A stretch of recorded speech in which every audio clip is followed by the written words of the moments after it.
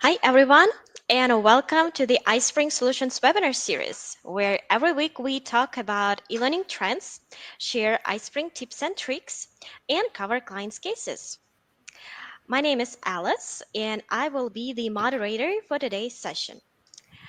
And today we are going to cover a super important topic.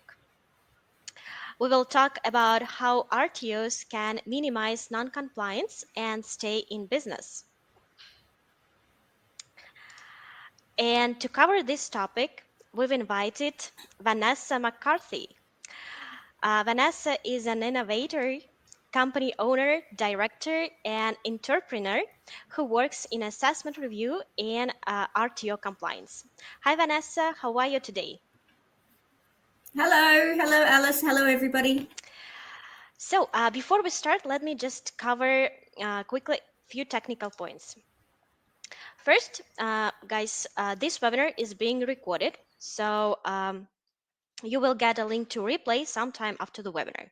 However, we do encourage everyone to stay with us up until the very end because this is a great opportunity to address your questions to Vanessa. And to do that, just submit your questions on the question box, which you will see on the right side of your webinar panel. So please be active, send your questions. And I think I'm done. I'm super excited to give the mic over to you, Vanessa. Thank you so much, Alice, and welcome everybody. Thank you very much to Alice and iSpring for asking me to present today's webinar. I'm going to start sharing my screen and we can get started.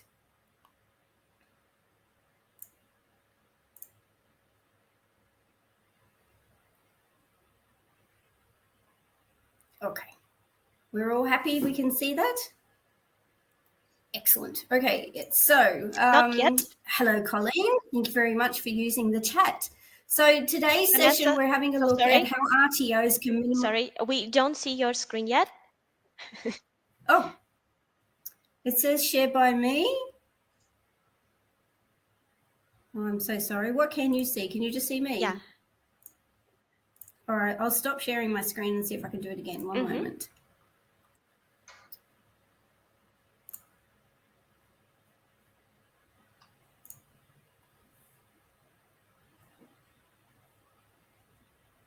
Okay, it's come up.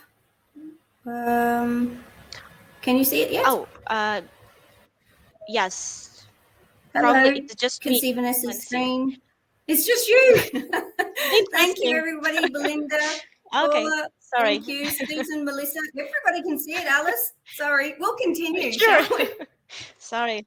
Okay, awesome. Thank you so much for everybody for being interactive. I absolutely love that. It's quite difficult when you can't see people in front of you. So let's get started. As I was saying, we're having a look at RTOs and how we can minimize non-compliance and really importantly, stay in business. Thanks for the thumbs up, Craig. And RTOs, for people who are not familiar with that acronym, they stand for Registered Training Organisations here in Australia. So I really appreciate everybody attending. I want you to absolutely interact as much as possible. And if you have got access to a way of taking notes, then absolutely take notes. And as Alice said, I'm more than happy to answer any questions. You can also put it in the chat. So you might find things that are interesting, or you might want to look back later on. And as Alice said, that this session will be recorded and you'll be able to access it later. All right. So one of the big areas that registered training organisations, like lots of other industries across the world, have noticed is the world has changed and our industries have either flourished or collapsed. The vet sector, as we knew it a few years ago, has been flipped on its head, and regarding the sources of our students and also the methods of delivery and assessment. So a lot of it is all now online, or is a lot more blended online as well as face-to-face. So compliance requirements, however, have stayed the same. The change, though, is a little bit of a shift regarding online, obviously, as well as the analysis of data that's being gathered through online access of training. So the really important thing here is to understand the mindset and how to minimize compliance or minimize non-compliance in particular. So my suggestion first and foremost to you all is, when you're thinking about compliance and online delivery, what are your goals that you want to achieve? So not necessarily for standards, but you could do that. So I'd love for you to just put into the chat right now what your goal might be related to how to minimize non-compliance, a percentage of non-compliance, or as I've got noted here, there are goals such as industry awareness and engagement, increased business, attracting higher level quality trainers and assessors because you're now on a new platform, or maybe how you can include online platforms in your professional systematic compliance systems that you have. So go ahead and put in the chat what your big compliance goal might be that you've got in your mind or in your focus.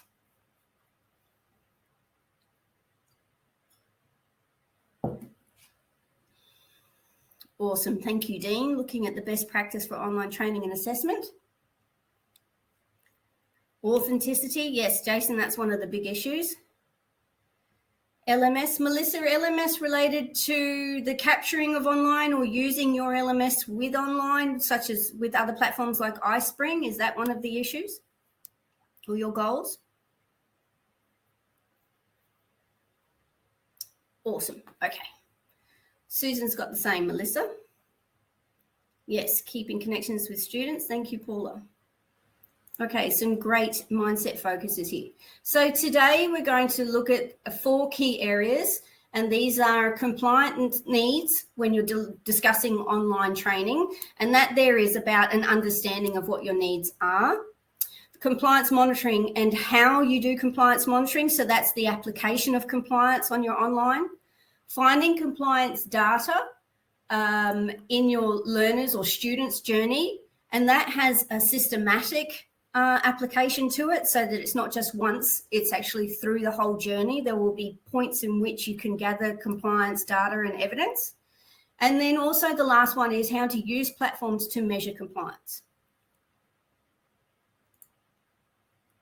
Please let me know too if I'm speaking too fast. I get a bit excited when it comes to compliance. Okay. Another time for interaction. So when we interact, we'll have a little bit of these slides. Sometimes I'll ask in between, but most of the time, if you see a slide like this, please interact as much as you can. So first and foremost, to get to know you and your role in the online training environment, let's discuss who you are. What is your organization? Are you from an RTO? Are you a trainer or are you in compliance? Let me know in the chat.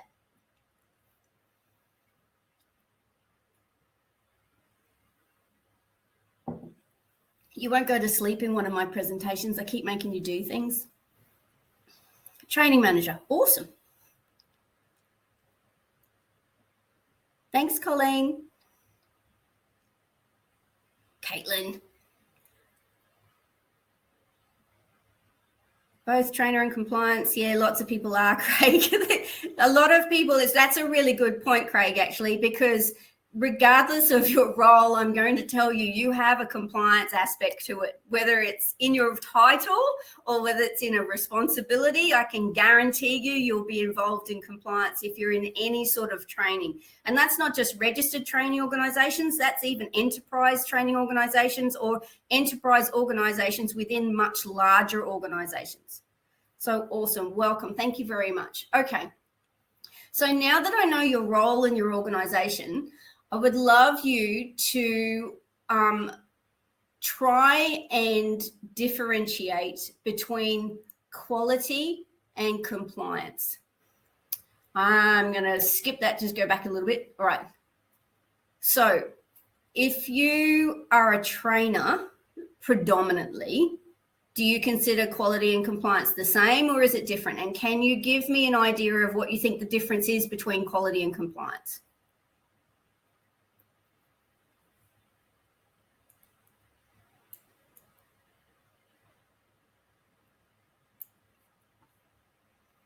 Ooh, we've gone quiet. Don't understand? Okay. Let me give you a hint. The first part of understanding compliance in an online environment is your understanding between the difference of quality and compliance. So there is a difference. In the standards for registered training organisations, they can't differentiate or can't give you a clearer indication. This is how I see the difference. So when we're talking about compliance needs for online, quality is subjective, compliance is objective, but both are measurable. So there's many things that change except for the need for compliance. Student engagement success. Yep, okay, that's great. Thank you, Paula. So a lot of it, though, has to do, as Paula noted there, has to do with student engagement. And students in particular are the main focus of both quality and compliance. Compliance standards are still surrounded and focused on the student and the outcomes of your training and assessment, whether it's online or face-to-face. Excellent. Okay, so the big thing here, though, what I'm trying to identify to you for online is there is a big picture in which you work in, and then there is a little picture. Both refer to students, but there's the big compliance, as Craig and Paula have noted about standards. That's a big picture. And then the little picture is to do with their student engagement and effectiveness related to your training online. So let's just have a quick look. Now I'm going to show you a few slides. There's going to be some pictures in it with smaller writing. Please don't fret if you can't see them. At the end, we'll be able to tell you where you can find these pictures if you want them to look further. But the whole point of this here is to identify what your big compliance areas are and what your little compliance areas are. So the big ones, as we've discussed here in the chat, you're all related to training organisations or management. So the big picture, if I can get my arrow right. Okay, so here's a picture of the big picture when it comes to VET. And you can see at the top that we're looking at federal governance, and then it includes industry. And then when you go down here, there's your training organisation, then right down to your students. So the focus for compliance, there will always be a federal government arrangement. It doesn't matter what industry. There will be legislation that's higher and bigger picture, but then there will be processes and people involved to get down to the smaller one. So one of the biggest changes for our industry, for RTOs and compliance, is around this industry engagement and industry liaison, if you like, for this one, but also for then the change into the clusters. So you can see it goes from big to small or to little. Now, if we watch that industry liaison part, that starts to get changing towards industry clusters. So as I said before, the same things are happening, training's occurring, it's online, but there's a slight shift in the stakeholder arrangements. And you can see where it goes from industry clusters, and now we're moving more towards training product development and then the actual improved quality and speed to market. So that's where we're talking about there are differences between quality and compliance, but they are very much together and they can be measured together as well. Okay, this one's a terrible picture, but it actually breaks it down even to a further little picture of VET changes, right down to the national skills reform related to delivery and assessment, including online. Now, this is just an example of some of the changes that are occurring to online, and they're referring to micro-credentials. Now, I'm not going to go into this in too much detail. This is very much a changing space, but I just wanted to show you the flow of compliance when it comes to online, because lots of micro-credentialing will be online delivery. Now, another part of changes is changing to qualification reform and changes to training package and units of competency. Again, big picture down to small picture. And here's another one. We have to talk about the self-assurance model for our regulator. So going right down to the smaller area, all of these compliance parts will have an effect on you and your students and the business that is run to actually apply that online delivery. Oh. Okay, So how do we make all this information useful to stay in business?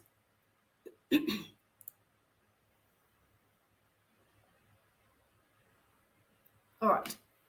We spoke about some goals about compliance, and we spoke about straight away the bigger picture and a mindset. And I would love to just get your feelings right now about compliance from that big to small or little picture. Are you feeling overwhelmed, or it seems too big and you're still not sure how it suits or connects with you and what you do on a daily basis? If you could just let me know in the chat.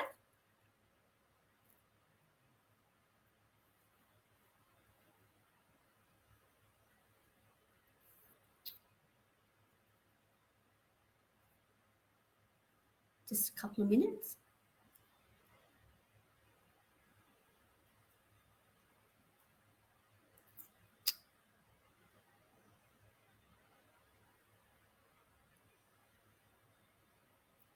Waiting for the dust to settle, and then we'll see what changes need to be made. Yes.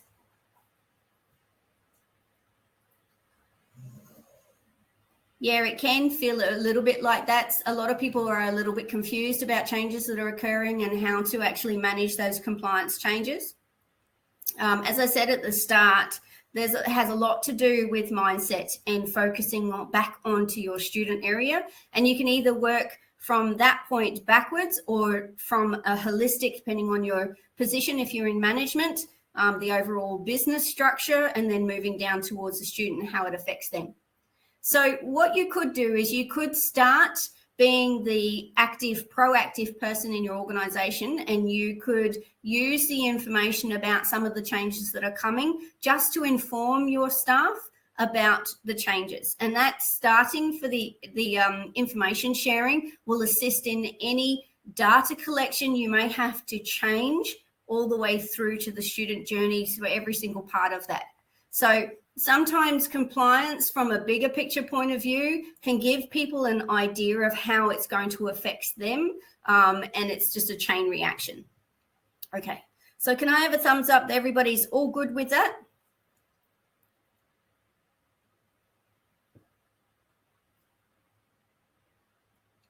Great, thank you very much. So the other thing you can do once you actually understand a goal in your organization and what you want to achieve for compliance and how it affects your students, the next thing you can start doing is breaking up your current system with the big picture in mind and going, okay, if this changes, what would we might do, or what might have to happen to make sure we're still giving that quality outcome that's effective and compliant training to the student. So that's one way. It's a proactive approach. You can also change goals and alignment. So understanding the big picture, understanding your role in the big picture, and then have a system to identify any quality and compliance changes, including informing your staff. All right. Let's now have a look a little bit more about understanding quality. Now, quality understanding comes from your student needs, your employer needs, and your industry needs. There again is a lot of information out there in the RTO world in Australia and possibly in other places like New Zealand that have to do with reports on whether something is meeting compliance, or this is the type of thing that we're trying to get to achieve high quality in our vocational sector, such as the NCVR report that's referred to on the screen. So the key points to that report was really interesting for me. And when I say for me, I'm no mathematician, I'm no data analyst expert, but I find the inclusion of data and really understanding the data you have access to and how it can change to a positive effect for your students is really exciting. So I'm just a bit like that. Okay, so the key points were to use a range of information and data to evaluate your quality, including a mix of quantitative and qualitative data and information gained through both, it says informal ways, but we know we all do formal ways as well. Can somebody please tell me how they might currently, in the back of their mind, the first point of data for your online students that you might think of? When we're talking about data and online, what sort of quality data are you currently gathering that you know of straight away? AQTF surveys,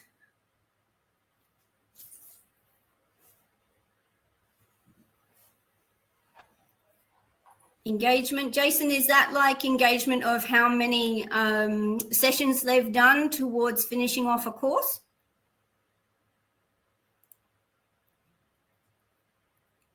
Feedback, yes. And time spent, yep, absolutely, okay. Yes, so you already are aware of some of the data that you're gathering. So the interesting thing here is that some find that gathering aspect of your training can be a bit of either a barrier or it could be an opportunity for you to look at your compliance related information. Thank you, Caitlin. Validation data is great too. All right, there's some aspects to consider throughout an RTO, both for your process, but also even down to what you're required from individual content point of view. And I'll get to that in a minute. But what you're looking at there are the specific student engagement numbers, if you like, of either totals or averages. When we're talking about engagement, you're looking at individual students and then totals that they've actually, as you said, Jason, time spent. The AQTF surveys and other feedback mechanisms are usually based on numbers of percent of satisfaction. So there are some basic data analysis that you're doing. So let's just have a look on the screen. It says compliance view of quality. Compliance is a baseline and quality is over and above this line. So it's interesting that a lot of people do those surveys and that engagement, but have you actually identified your baseline or your compliance requirement to what you're actually achieving above that line? And the use of the baseline to raise the bar for your online courses are, okay, we want to have a certain number of students complete a certain number of courses, and you want a certain percentage of satisfaction at the end. You may also then even include it further for a focus of your business to say, we want that many students to actually achieve employment outcomes afterwards. Are those sorts of measurements familiar to you all?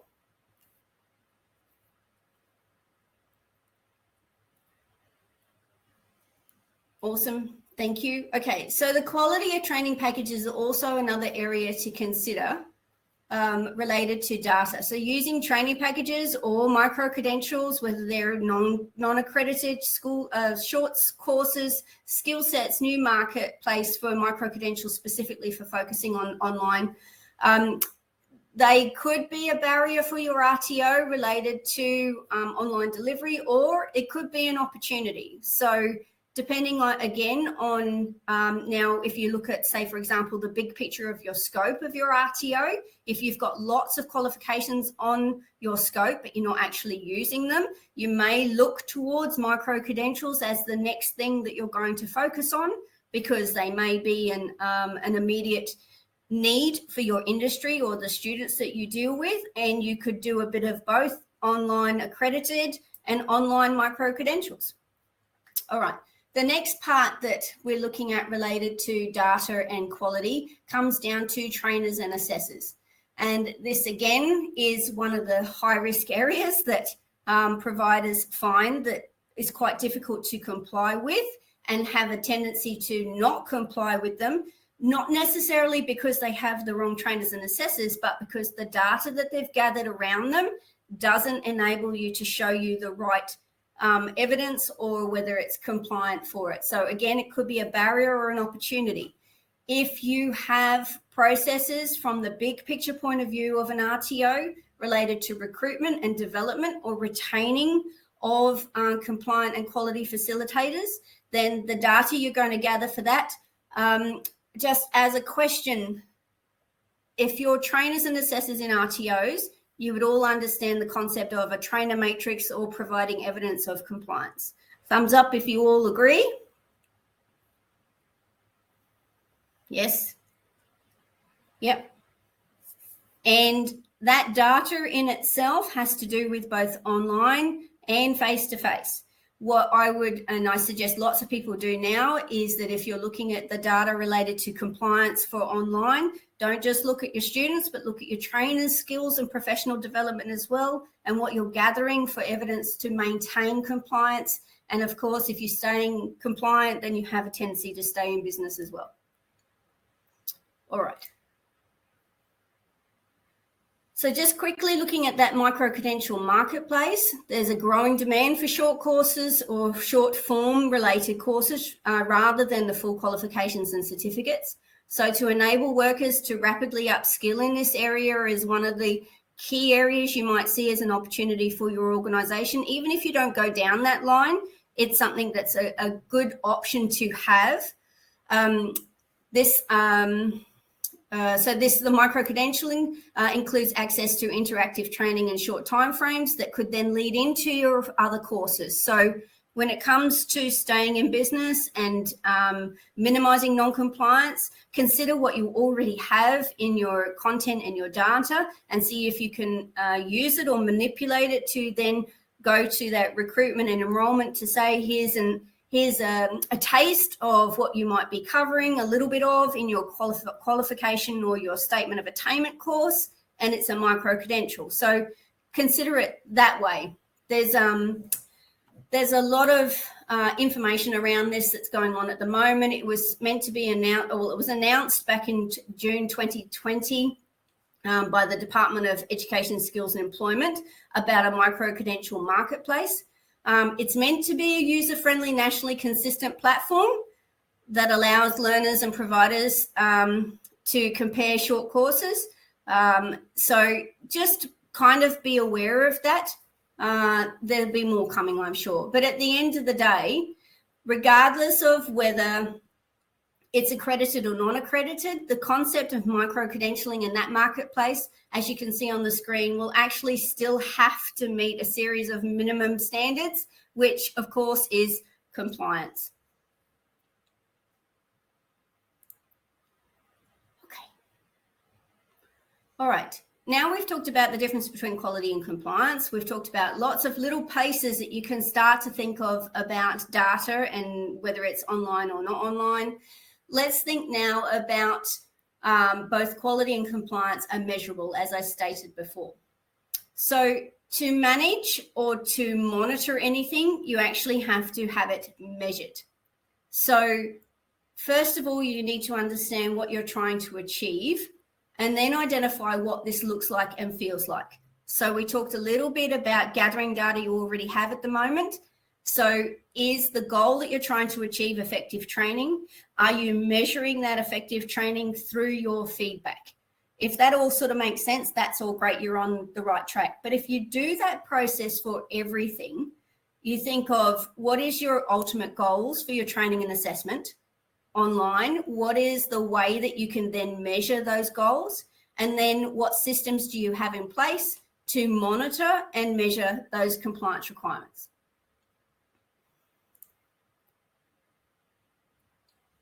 Okay, so other than the ones that we've already talked about in methods of gathering data, what are some other things that you're currently measuring, and can you tell me why? I spoke to a mathematician while you're doing that. I spoke to a mathematician not long ago and talking about some statistical analysis. Oh, awesome conversation. I know it might sound quite boring to a lot of people, but I loved it. And he actually said to me a really interesting statement that I don't think I'll forget for a while. And he said, it really doesn't matter what you're gathering if you're not asking the right question. Because you could gather a whole heap of stuff that makes no sense at all to anything if you're not actually asking the right question to be able to answer it with the data you're gathering. Okay. So the question, what are you currently measuring and why, that we haven't covered yet?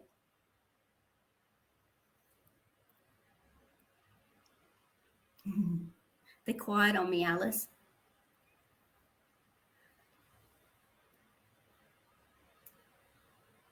Have we got any takers?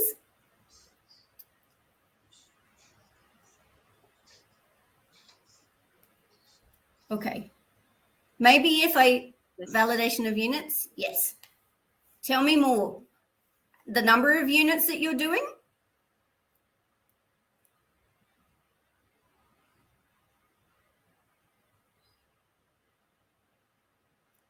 Oh, you're telling me the whys or what you're currently measuring?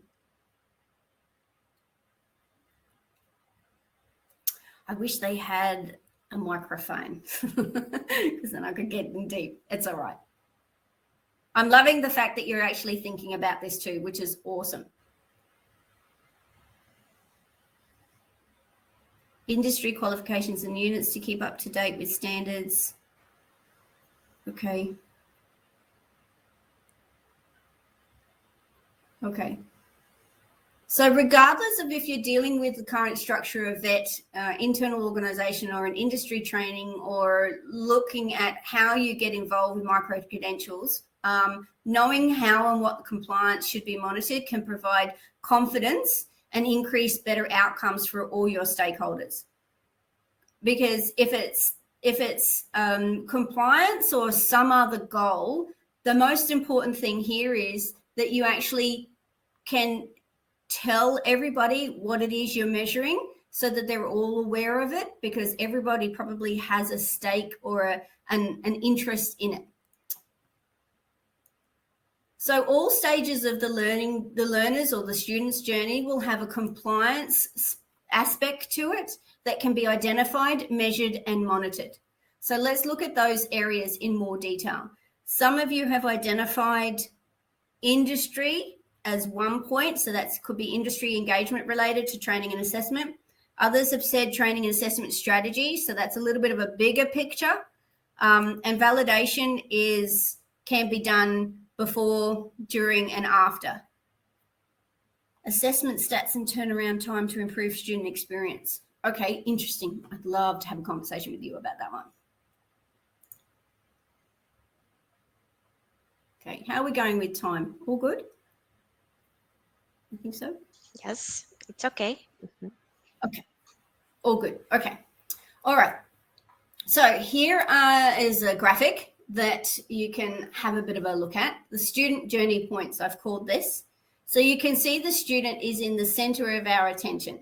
So whatever we're doing, the student should be at the front of our minds. So let's just have a look at the first point. So the percentage here, they're just so that the graphic looks nice and tidy. It might be slightly different in your organization. It might also be slightly different depending on your role and responsibility in your organization as to what you see as more important or where you spend a lot more of your time. So these points should be familiar to you. The marketing and recruitment aspect of a student's journey goes through to their enrollment process or your enrollment process. You could have in here a little bit of a learning needs analysis. You could then go to your training and assessment strategy. Now, some of this in particular has a lot more information in here, such as training and assessment strategies, the trainers that you have involved in the process, and your engagement with industry. There's a lot sitting in this aspect here.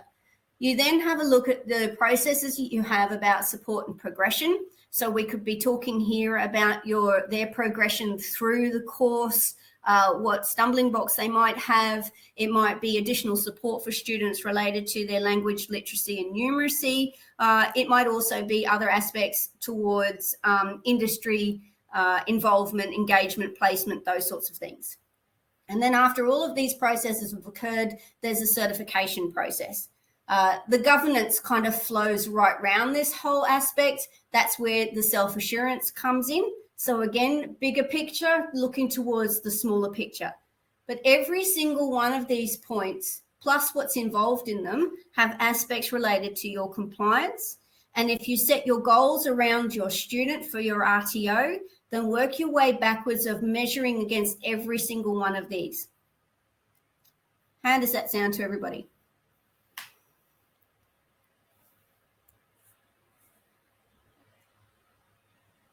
Good. Love the thumbs up. Awesome. Happy for you to use a smiley face too. I like them. Okay. Now we've looked at the big picture, the small picture, understood that there's places to find this data for compliance to make sure we don't get non-compliant or achieve compliance and make sure we're staying in business. Let's have a look a little bit further in finding more data in the learner's journey. So as the slide notes, there's a systematic approach to compliance data collection and analysis.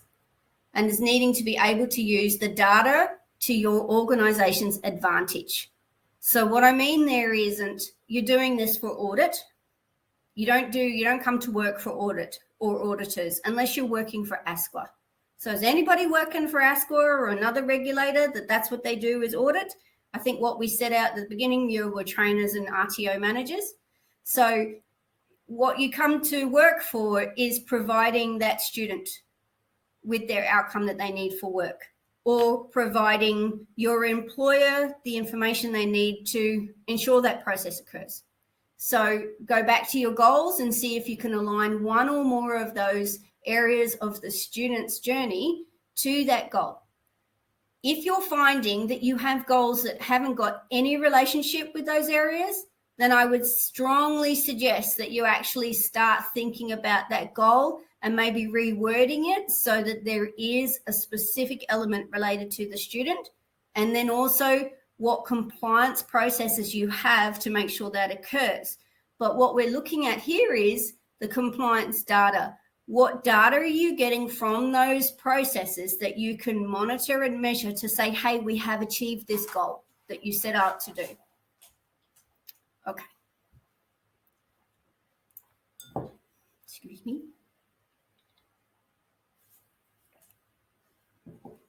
Okay. Let's have a look at the what you're looking at, why you're looking at it, and when you're looking at it. When you're dealing with online platforms like iSpring, there is a process of enrollment of the student into the platform, and then the process of delivering the content, and then a process of possibly assessment, or if not assessment, then you're getting some sort of feedback in the outcome of the course. We're all agreeing with that? Okay, so the quality in this aspect is establish the level of quality for each point you want to measure. Oh, thanks for the heart. Okay. The why is your effectiveness. What are the ranges of effectiveness that are acceptable? Is a happy client, how are you measuring that? More people coming on board, referrals, confident staff that they know what they're doing, they know how to use the platform, they're comfortable with their digital skills, they're comfortable with the literacy, how are you measuring the confidence of your staff? If the confidence of your staff to deliver and assess through that student journey is a goal you want to achieve. And then the when. Now, what risk level of compliance are you requiring, and when do you need that to occur?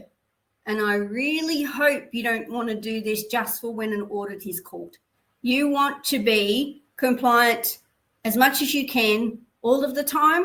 So if an auditor is there or not, it shouldn't make a difference. Okay. So additional to these areas includes the governance of your training system. Each one of these statements should be the question you're asking for each part of the student journey, or how you govern or how you manage your training system. And they all have a significant impact to the outcome of the learner's journey, and therefore monitoring those areas, you will enable and ensure the compliance as well as increase the quality of the outcomes throughout that whole process. So let's find some compliance data in all of those stages. We might go a little bit deeper into it. So let's have a think. I'm just going to go back to that slide here. Oh, it worked. Okay. So thinking about marketing, even if you're your responsibility is your trainer and assessor, and you may not have direct access or direct involvement in the marketing, you still have an ability to provide data to this area. So let's have a look at this. Say, for example, you could be marketing or recruitment. A goal and a measure might be the percentage of courses on the market. So be careful here of quantity over quality, and maybe increase the inclusivity in your recruitment process. So if you have a scope of 10, how many of those courses are you currently marketing? When are you marketing them? Where are you marketing to them? Is the goal here to increase the number of courses you have in the industry, Or is it to increase the quality in certain numbers of courses that you have? So remembering we talked here about staying in business, there is an element of risk in every single one of those steps of the student journey, and there is always a cost. And as RTOs, small or large, there will always be an element of being a business, and therefore there will be a cost. But if you can focus your goals on the student and then allocate a risk to those processes and then identify how you're going to measure them, you'll start seeing a systematic approach to how you maintain your compliance. If we look at enrollment, if you look at enrollment needs have to be identified and increased regarding the number of learners you have, or how many are in the correct courses, meaning how are you focusing on how many are dropping out? You might have to work in a team with this one. It might not be something you can do on your own, but you might be able to gather other data to help others who are doing it. For example, your training manager might be responsible for reporting things to a board or a senior level of staff, or they might be the senior level of staff. If you can find out from them the goals for the overall organization and what you're monitoring and measuring regarding compliance processes, just down to that student level that you have involved in, then you can start making an impact related to your compliance in your organization. And it's not just for audit. Okay. Let's move on. All right. Even ASQA themselves, there's the link that I got this content from. It says, we draw on data and intelligence from many sources to understand the risk to the performance of the sector. We determine the most significant systemic, and provide a risk and use this information to inform our compliance monitoring priorities. So RTOs should be doing the same. There's no reason we shouldn't. All right, let's look at key measures in a student journey. Now, if you have had a look at iSpring before, they have some amazing blogs on their website. There is some specifically about measuring effectiveness. So if you're looking, for example, at employee training matrix and how to evaluate that training effectiveness, then, or metrics, sorry, not matrix, then go to the iSpring website and have a look at their blogs. There's some great information in there that might help you to start thinking about how you can do similar measures on your iSpring platform or in your other areas of your RTO. Research and measure your key areas. Only good can come from any of that information that you have a look at. All right, so where are we up to? We've talked about monitoring and measuring. We've looked at what you're trying to achieve and identify what this looks like and what it could feel like. The next thing to do is maybe look at a good time to monitor and then how you measure your compliance. Okay, need to move along. All right, time to monitor. The time in which you're actually monitoring these parameters or this data will really depend on what information you have available and how you're currently gathering that information. So remembered we had a look before very quickly at the key points of the NCVER report, and they referred to a mixture of data. They referred to both quantitative and qualitative data, as well as some informal and formal information. Oh, thank you, Alice. You put the link in there. Well done. So if you are doing everything yourself, I would suggest that this isn't actually a system, because a system shouldn't be based on one person. If you're only looking in one place, it's not holistic. So think big and go down to that little, think team, and then go down to individual roles.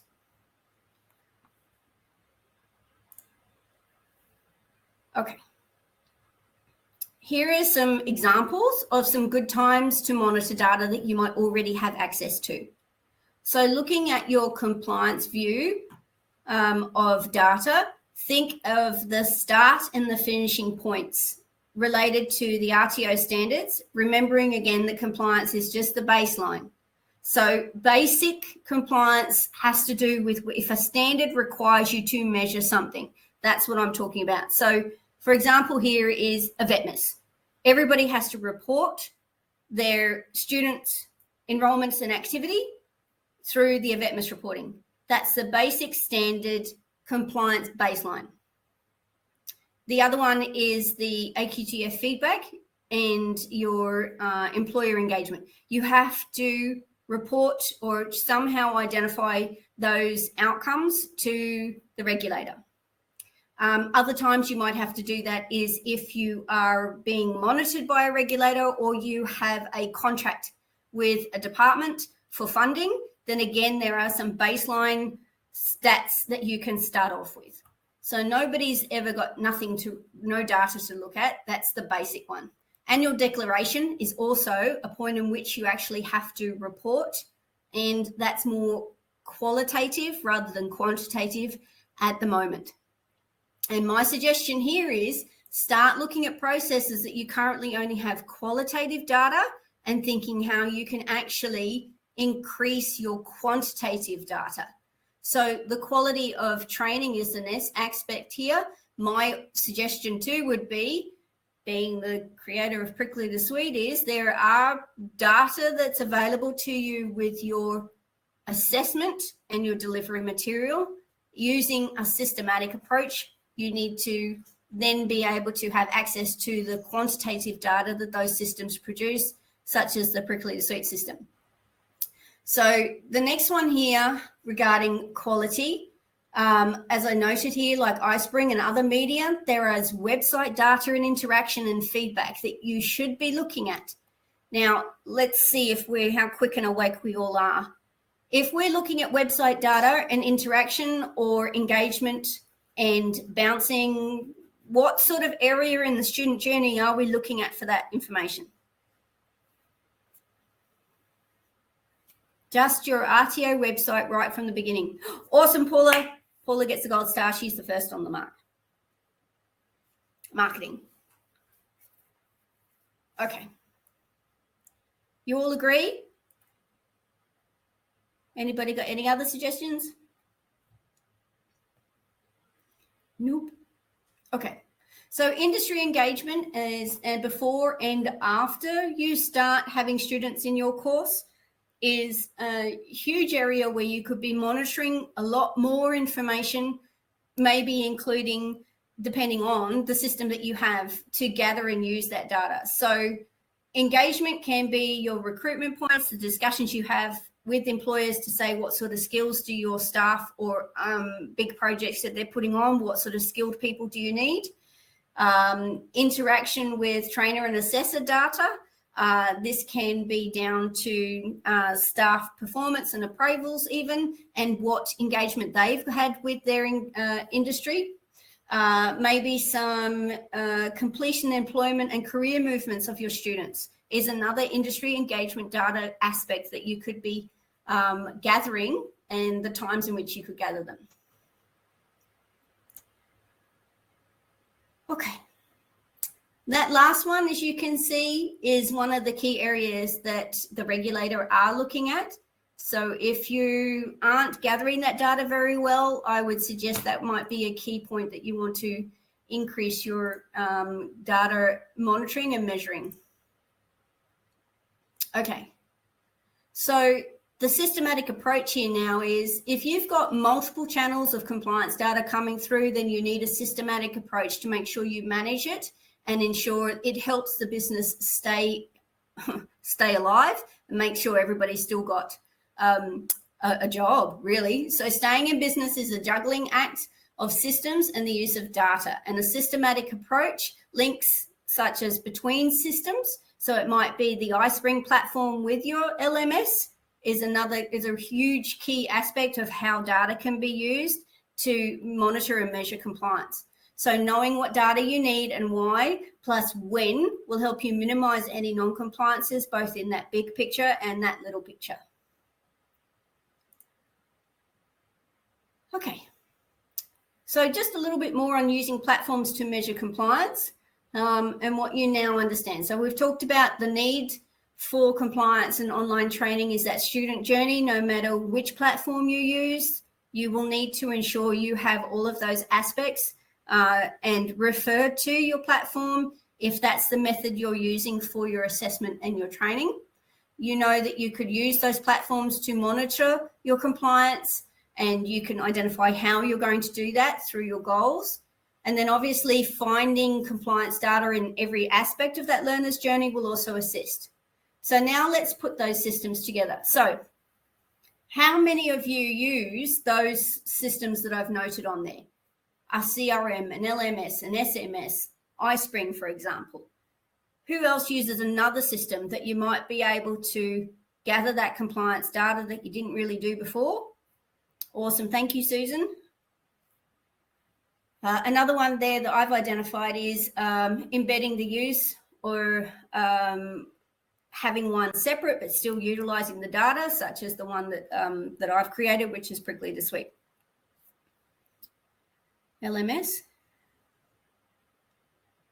Excellent. So another one here to remember, oh, very good, Google Sheets, yes, is how do those systems talk to each other, and do you currently align them together and consider them places for data? Okay, this is an interaction time that you may want to consider doing after this session, but it's a bit of a fun exercise that you might be able to even do with your team. So what I might do, Alice, is actually provide this on a handout later on that you can send out to everybody so that they have the instructions of this that we can do. So how do you measure success, and how does this include compliance is the activity. Now, this is my suggestion. I'll go quickly through the instruction, but as I said, I will give this to Alice to distribute to everybody. So on a sheet of paper, if you've got one now, you can play along, write randomly what systems you have access to in your organizations. So some of you have already noted some of them now, and have a really good think across your team which systems they all use. Some of them might be accounting, some of them might be project management, some of them might be delivery, such as iSpring, some of them might be Prick Leader Suite to review and validate and engage with industry on an assessment point of view. So I want you just to write them randomly all over a page. And then underneath, draw a line that will list the measures of success that you have for each one of those systems. And I want you to number those goals numerically. So the first one is 1, second one is 2, third one is 3. From that point, I want you then to circle the system that gives you the data to measure that success.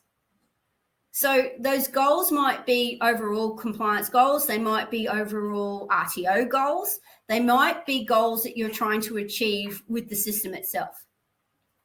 So you'll have a heap of random, maybe even acronyms on the top part. You'll draw a line, and then you'll write your goals underneath. Now, from that point, you need to circle the system that can give you that measure. And then you could use different colors, but basically the system that gives you the most data should have the most circles and the most color. So you might find that you have one that's got lots of circles and one that's only got a little circle. And what you're doing is you're actually creating a picture of your data analysis across your RTO. Because the next thing is I want you to draw a line of which system talks to each other. Because then you'll start finding the gaps that you might have two systems that do the same thing, and work out, okay, are we utilizing that system enough, or are we wasting our funds or investment because this other system does it? Or do you need to talk to your systems to say, how can we get one system to talk to another?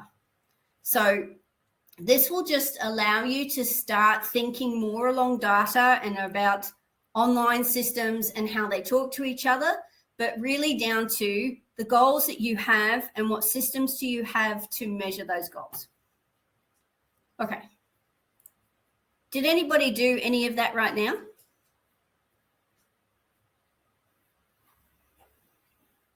You can say no, it's okay.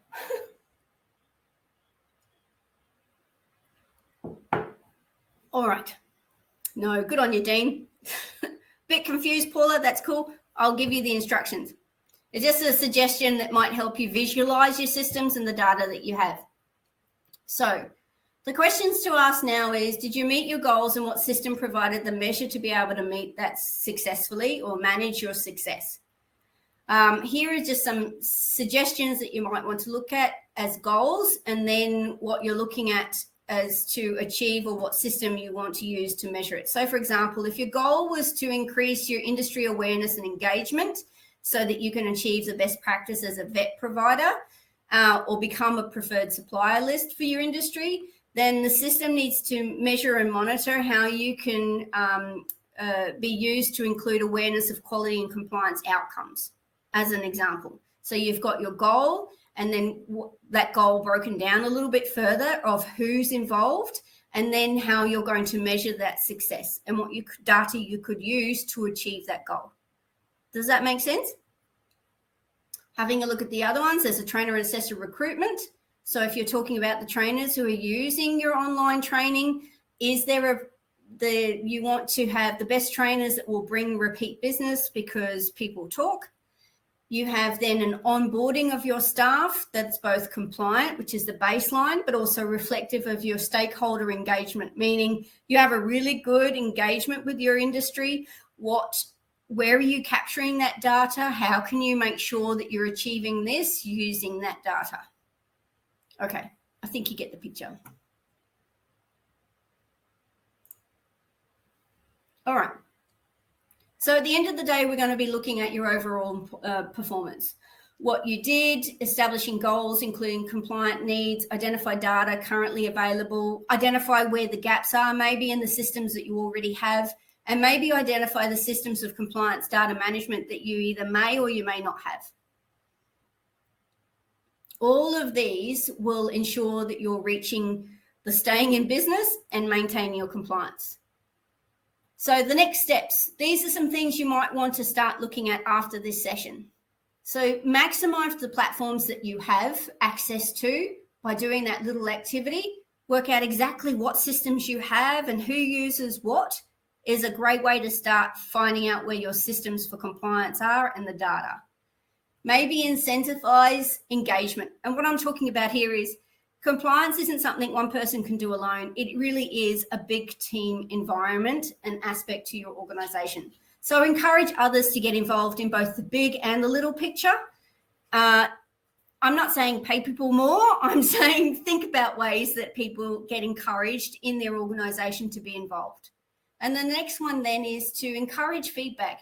Not everybody's going to get this information, but what you need to do is make sure that you identify how it affects them. And that's where that big and little picture kind of can come in. Okay, I think I'm nearly there.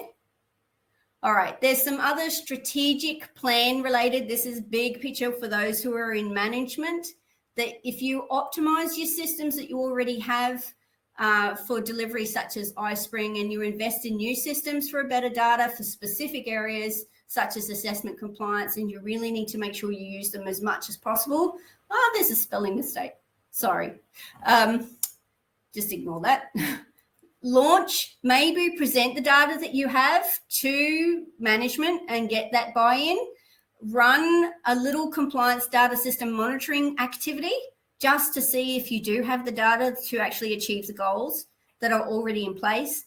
Maybe refine something that's not going right straight away, which is okay. Everything doesn't go perfect first time, but stay on track with your original goals, and that will help you maintain compliance. Then the last one is the analysis. Make sure you have a way of analyzing basic raw data that is achievable for somebody to understand rather than just a set of Excel spreadsheets. Okay, and then make sure you celebrate your wins too. Compliance can be a rather daunting exercise. Put points in your goals and your measures of actually achieving your success. I'll give you a classic example. Last year, I said I would like the Prickly the Sweet system to review 5,000 assessments.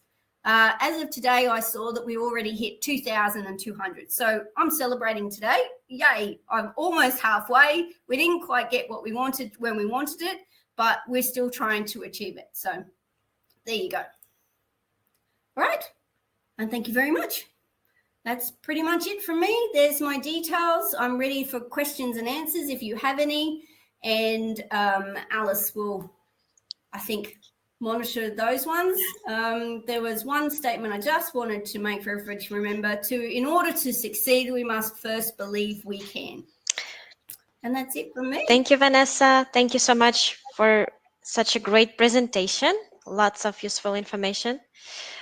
Um, so yeah, we have a couple of minutes for a Q&A session. So guys, if you have any questions, just put them on the chat.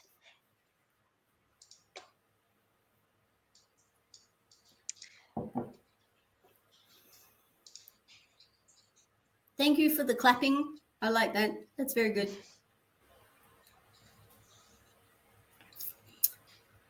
Oh, and the hearts. Thank you, Belinda.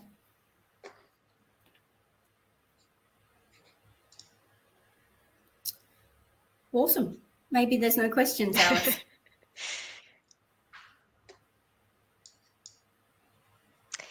Um, okay, then. After the webinar, actually, you will get a survey, and I would really encourage you to take a look at this survey and answer the questions. There will be just a few questions, and yeah. Yes, there's a lot to think about. It's just that's where I was saying make sure you're focused on one part first. Don't think about it too big too quickly. Break it up, share it out, get somebody else to think about a section.